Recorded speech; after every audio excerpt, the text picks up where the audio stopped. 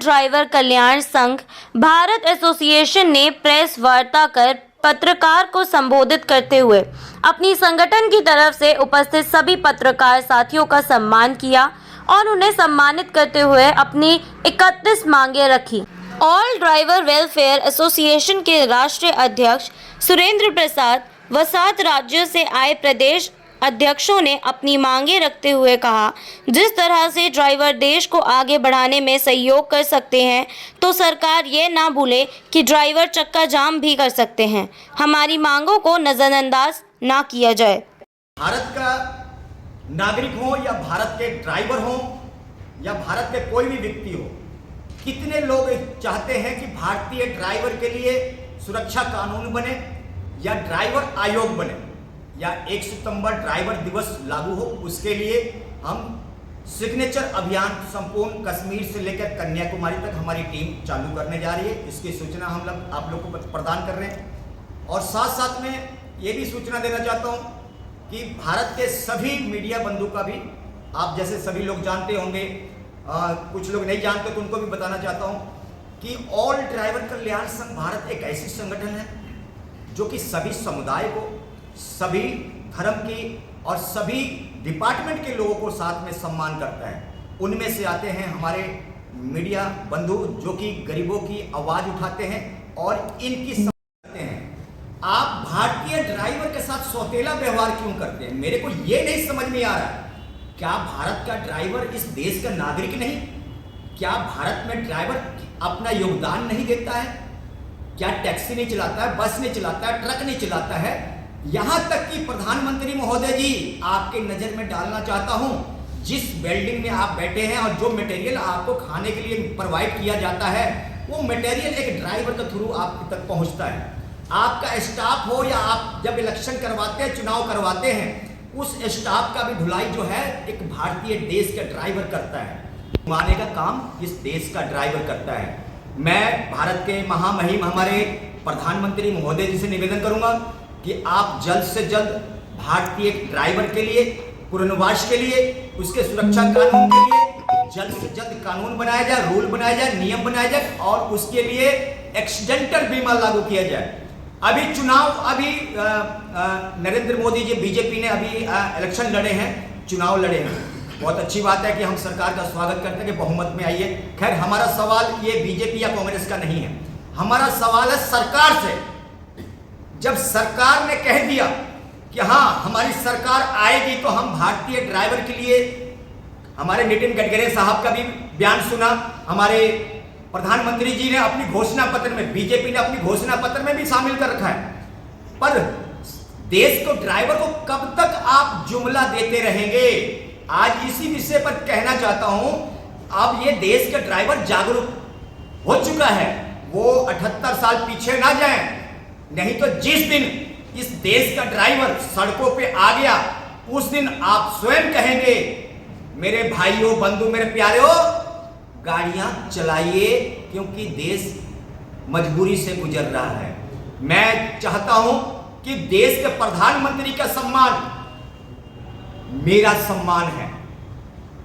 मेरे देश के प्रधानमंत्री के कभी ये ना कहना पड़े, मेरे प्यारे मित्रों, दोस्तों, भाइयों, गाड़ियां चलाओ या बाल धुलाई करो, क्योंकि उसमें आपकी अपमान है। समय रहते हुए, वक्त रहते हुए भारतीय ड्राइवर के लिए एक कर रही है फूट डालो की राजनीति, समझ रहे ना? टैक्सी वालों के लिए अलग कुछ बना दिया, ट्रक वालों के लिए कुछ अलग बना दिया, ऑटो वालों के लिए कुछ अलग बना दिया। जब ड्राइविंग लाइसेंस एक है, देश में कानून एक है, संविधान एक है, रूल एक है, एक्ट एक है, तो आप अलग अलग पॉलिसी क्यों बना रहे भाई? ये तो आपस में भाई भाई में लड़वाने वाली काम हो गई, भाइयों में लड़वाने वाली काम हो गई ना। ये तो गलत बात है। आप एक पॉलिसी निकालो और वही पॉलिसी बस वालों को भी काम है, टैक्सी वालों को भी काम है, ऑटो वालों को भी काम है और ट्रक वालों को भी काम है। ऐसा कोई पॉलिसी निकालना चाहिए भारत सरकार को। क्या भारत सरकार के पास कोई ऐसा कोई मार्गदर्शन नहीं है क्या कि जो ये बता सके? ये तो आपस में वो टैक्सी वालों को अलग पॉलिसी निकाल देते, वो आपस में लड़ते रहते हैं, अरे उसके लिए निकल के मैं क्यों जाऊं, उसके लिए निकल के मैं क्यों जाऊं। वो फूट डालो की राजनीति, यानी कि ये सौतेला व्यवहार नहीं चलेगा। ऑल ड्राइवर कल्याण संघ भारत से सुरेंद्र प्रसाद इस बातों को, इन शब्दों को विरोध करता है और आने वाले टाइम के लिए आपसे आग्रह करता है हाथ जोड़ के कि भारतीय ड्राइवर के लिए सुरक्षा कानून बनाया जाए। 365 कानून ड्राइवर के लिए, यानी कुछ भी हो जाए, एक्स कुछ भी हो जाए, ड्राइवर को गुनहगार, कसूरवार, कातिल बना देते हैं। यानी कि अपना कोई आम नागरिक, एक साइकिल वाला भी आके कुछ कर जाएगा ना, तो ड्राइवर को गुनहगार, या तो उसको शराबी बना देंगे या तो कुछ ना कुछ बना देंगे। यानी कि अगर जोर से बोल दिया तो नो इंश्योरेंस के केस बना के, यानी कि बदतमीजी कर रहा था। तो ये सब नहीं चलेगा और तानाशाही नहीं चलेगा। बहुत बहुत धन्यवाद को आए हुए हम दिल्ली में आप कॉन्फ्रेंस मैच में, और सभी जितने भी आए हैं उनको तहे दिल से शुक्रिया अदा करता है ऑल ड्राइवर कल्याण संघ की तरफ से, राजस्थान प्रदेश अध्यक्ष सोमनाथ मीणा। और मैं बहुत समय से देख रहा हूँ ड्राइवरों के साथ ज़्यादातर तो शोषण हो रहा है। और जो ड्राइवर मोटर मालिक के यहाँ नौकरी कर रहे हैं, तो वो ड्राइवर ड्यूटी से घर से निकलने के लिए निकलता है, वो ड्राइवर घर नहीं पहुँचता है। आज 3-3 महीने हो गए हैं और वो गुजरात में है और मोदी जी का गाँव है, मोदी जी का राज्य है। वो मोदी जी के होने होते सरकार में ये संदेश ये देना चाहता हूँ कि उस राज्य में ड्राइवर सीसीटीवी कैमरा का फुटेज दुकान के बाहर का दे रहे हैं, दुकान के अंदर का, ऑफिस का अंदर का नहीं दे रहा है मोटर मालिक। मैं उस ड्राइवर के लिए दुखी हूँ। उसका एक बच्चा है, एक वाइफ है। आज कई बार सरकार को और कलेक्टर को ज्ञापन वगैरह दिए हैं, अभी तक कोई रिस्पॉन्स नहीं है, वो बंदा मिला भी नहीं है। 2 से 2.5 महीने हो चुके हैं। तो मैं यही कह रहा हूँ, ड्राइवरों के साथ शोषण होना बंद करे सरकार। और जो आरटीओ पुलिस रास्ते में ड्राइवरों को परेशान कर रही है, इस बात पे मोदी सरकार ध्यान देवे और ड्राइवरों के साथ शोषण ना होए। हर रात और 24 घंटे ड्राइवर गाड़ी चलाता है, नींद में भी रहता है कभी कभार, तो वो हमारे सब देश के लिए चला रहा है और देश की रीढ़ की हड्डी है ड्राइवर। मैं यही कहना चाहता हूँ मोदी सरकार को कि ड्राइवर के ऊपर जो शोषण हो रहा है और अत्याचार हो रहा है, इसको बंद करे। नहीं तो ड्राइवर ऑल ड्राइवर कल्याण संघ में भारत में जुड़े हुए हैं और ये ड्राइवर आने वाले समय में मजबूत होंगे और मजबूत होके हमें समय रहते हम एक दूसरे को संदेश दे रहे हैं मीडिया के माध्यम से। और हमारे 14 साल से हमारे राष्ट्रीय अध्यक्ष मोदी जी ज्ञापन डाल रहे हैं और हम भी दिल्ली केंद्र में आके ज्ञापन डाल रहे हैं। मोदी सरकार नहीं सुन रही है तो ये सुनना पड़ेगा और ड्राइवरों के साथ शोषण होना रोड पे बंद होना चाहिए। हर 10 किलोमीटर पे आरटीओ खड़ा रहता है, हर 50 किलोमीटर पे ट्रैफिक पुलिस खड़ी रहती है। आरटीओ का काम है वो आरटीओ करे, ट्रैफिक पुलिस का काम है ट्रैफिक पुलिस करे, नियम का पालन करवाएं। सरकार से यही मेरी गुहार है। आप मीडिया बंद करो। राजस्थान से मैं बंगाल से Musharraf Hussain, all driver welfare association संगठन का स्टेट प्रेसिडेंट। सबसे पहले मैं मीडिया भाइयों बंधु बहनों को मेरा नमस्कार या दिल भरा प्रणाम। जहाज ड्राइवर को बात सुनने के लिए आप लोग आए हैं। हम बंगाल से दिल्ली इसीलिए आए हैं, हम हर जगह ठोकर खाते खाते चलते चलते ठोकर खाते हैं, मगर सरकार हमारा आवाज़ कभी सुनाई नहीं देते, सुनते भी नहीं है।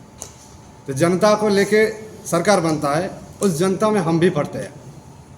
तो हम सरकार चुनते हैं मगर सरकार हमको पहचानते नहीं, हमारा बातें सुनते नहीं। ड्राइवर लोग जब चलते हैं रास्ते में तो कोई दुर्घटना घटती है तो उसमें से ड्राइवर दोषी ठहर जाते हैं।